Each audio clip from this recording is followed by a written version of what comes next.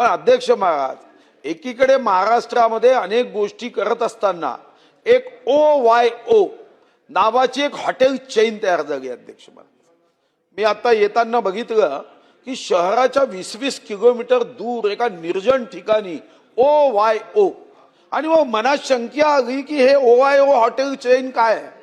अध्यक्ष महाराज, ही अतिशय गंभीर बाब सरकारने लक्ष देण्याची आहे की या हॉटेलसाठी कोणत्याही ग्रामपंचायतची परवानगी घेतली जात नाही, कोणत्याही नगर परिषदची परवानगी घेतली जात नाही, कोणत्याही महानगरपालिकेची परवानगी घेतली जात नाही, आणि या हॉटेलमध्ये 1 तासासाठी खोली भाड्याने दिल्या जाते।